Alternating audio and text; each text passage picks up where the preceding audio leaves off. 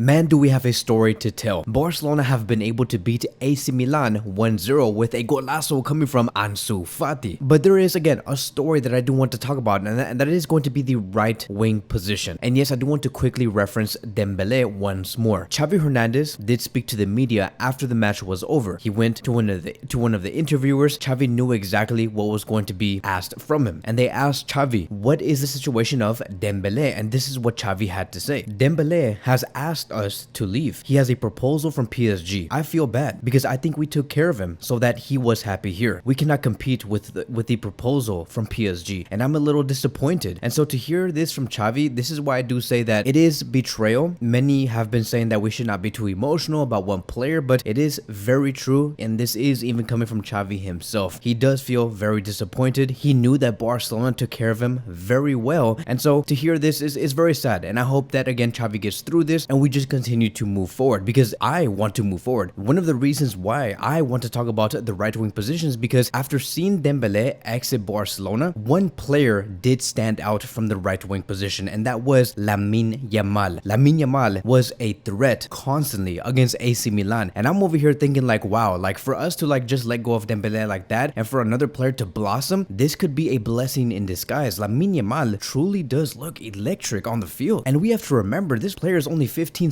years old. He's super young, and so for him to like not even be nervous against a very solid defense that AC Milan had, it was so surprising to me, and I'm so enthusiastic and excited about the future of Lamine Yamal. I strongly believe that this player can become somebody special in the world of football, and we are so lucky to say that he is a Barcelona player. Lamine Yamal showed tendencies of being very direct like Dembele, going down the right flank, and he also showed tendencies of going central, which I think is his best zone. He really likes to go central, dribble through 2 or 3 players, and then look for either the long pass that leads towards the ball being in the box or looks for the long shot. He is also another young player that is not afraid to score goals and take long shots and just take those opportunities. So it does feel like a breath of fresh air. And this is what I do mean, right, by Barcelona moving forward. Let's take away this poison away from us, Dembele, and bring in the new injection. Like, inject me with the best football from Lamine Yamal, because for him to toy against Theo Hernandez, who is one of the best left backs in the world, is superb. It is amazing. And so to me, Lamine Yamal was one of the best performers for Barcelona against AC Milan. Another player that I believe did stand out was Ansu Fati. I think that Ansu Fati is getting back to his very best, to his prime self. We saw him score a golazo against AC Milan. He was the only goal scorer, and I'm happy for him. Ansu Fati will not be going nowhere. Joan Laporta recently said about 3 to 4 weeks ago, Ansu Fati is immovable. They want to keep him, and I think that Laporta knows deep down that Xavi Hernandez has worked with Ansu Fati very closely, and I think that Ansu Fati is slowly gaining his confidence back, and that is why we do see him much more lethal. That goal that he scored really did remind me of the old David Villa from 2010. He's very quick in inverting himself and then looking for the goal. I don't think, right, I like to compare like the players within Barcelona. I don't think that Ansu Fati is a better dribbler than Lamine Yamal, who plays on the right side. I think that Ansu Fati just has a better shot and a better eye for goal. Lamine Yamal is clear of becoming the better dribbler out of all other players in the front three, and especially with Ansu Fati. But there's nothing wrong with that. I like the fact that we have different profiles within our front three. Another thing that I do want to talk about, and this is very surprising, right? I think this would really help Ansu Fati getting a starting position in Xavi's Barcelona. Ansu Fati's best partner is Alejandro Balde. Like, it clearly is. He was also assisted by Alejandro Balde because of Balde's great run. But his best like partner in crime on the field, it is Balde, and that is so clear. It's not with Lewandowski, it's not with Pedri, it's not with Gavi, it's not with Frankie de Jong. It is Alejandro Balde. And as we all know, Alejandro Balde is immovable. He is not going to be a player that will be replaced anytime soon until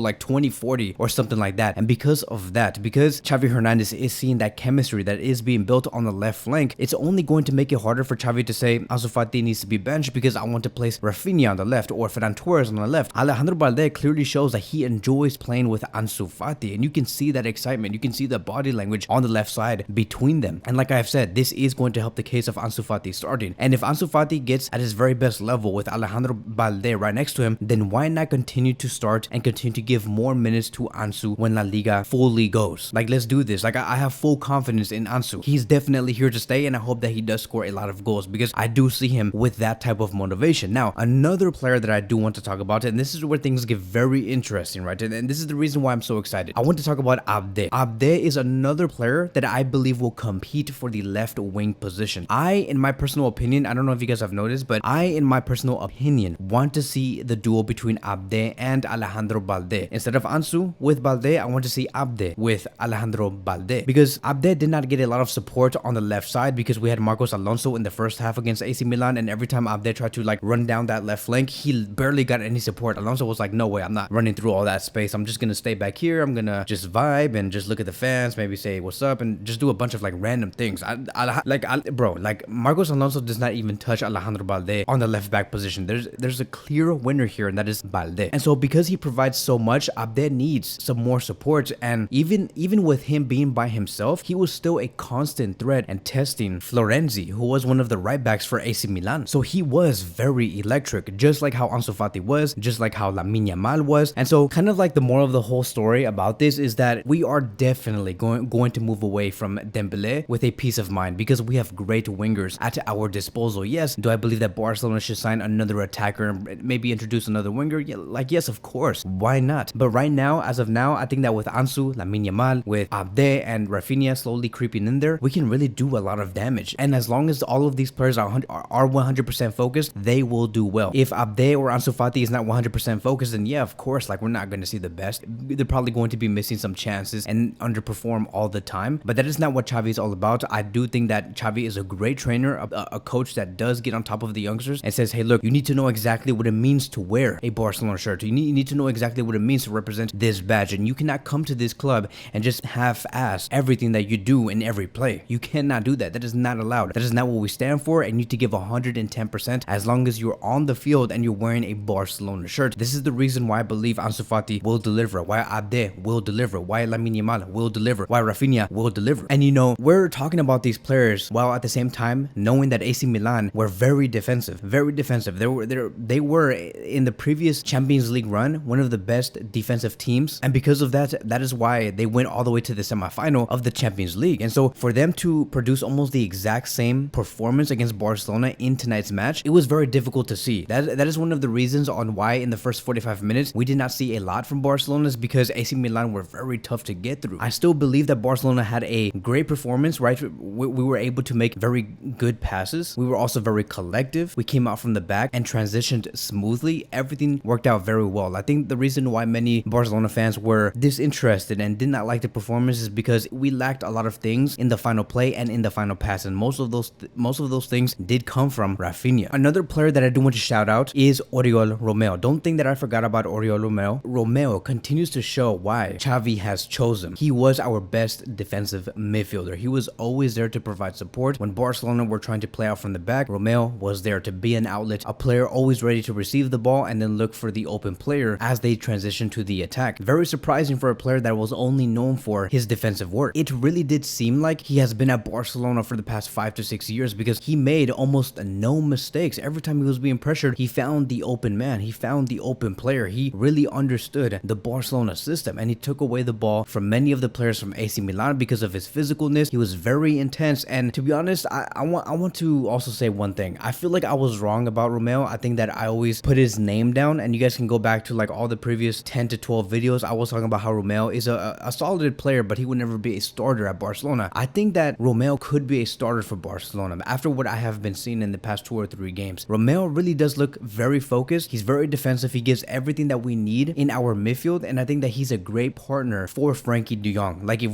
we were to form a double pivot, Frankie de Jong's best partner in crime on the field, it is Oriol Romeo. I don't think that it would be Gundogan, because Gundogan is someone who can retain the ball and do great ball distributions. But in terms of taking away the ball, bringing intensity into the middle of the pitch, winning those aerial duels, intercepting, Oriol Romeo is that guy. As a matter of fact, he almost scored a goal with a header, and I'm like where did that even come from? This guy really does look hungry. And so as of now, based off what we have seen and collecting all of the data, right, my preferred 4-man midfield would be Frankie, Oriol Romeo, Gundogan, and Pedri. If not that, it would be Frankie, Romeo, Pedri, and Gavi. If we do not have a 4-man midfield and we go for a 4-3-3 like what we have been showing against Real Madrid and against AC Milan, my preferred 3-man midfield would be Gundogan, Pedri, and Frankie, and having Ansu Fati on the left, Lewandowski as the striker, and I would say Rafinha on the right side. But you know, I really want to say Lamine Yamal, but I know he's too young, and I know that it's still too early, but I feel like Lamine Yamal will have his moment, and very early within this year. So there's a lot to talk about in this game. I don't want to make this video too long because I know I'm passing like the 10th to 11th minute mark. And so I do want to just lastly talk about one of the worst performers that we saw, and I'm gonna say Lewandowski. I think that Lewandowski was just too slow in the box. He arrived too late sometimes when Alejandro Balde was looking for those crosses inside the box. And so a lot of the things that Lewandowski was doing, he either arrived too early or too late, or he was just never there. And every time he had the ball and he had a clear-cut opportunity, which I believe was around the 76th minute, he was just too slow to shoot. And I'm like man, like no wonder Xavi Hernandez wants Vitor as soon as possible, is because Vitor brings you that extra spark and that extra flair and that extra speed in attack. Like, do I believe that Lewandowski is gonna end up scoring like 30 goals in the upcoming season? Yes, of course, he's world class. Like, he will get back to his form, but I definitely don't want to see this player play every game, which is why I want to introduce Vitor Roque as soon as possible. Yes, Ferran Torres is showing his better self, and Xavi Hernandez is planning on using Ferran Torres as a number 9 option, but I want to see a true number 9, a true tiger in our striker position, and that is Vitor. Another player that really did not impress me was Serginho Dest. When I saw Xavi Hernandez play Serginho Dest for Koundé and he had to face Liao, I'm like, dude, this is like suicide. Like, you're asking for a 1-1 tie, because the Serginho Dest did not win that one defensive duel. He was being outclassed out there. He was being humiliated in front of everybody, in front of USA, as a matter of fact, which is the country that he represents. And I'm just like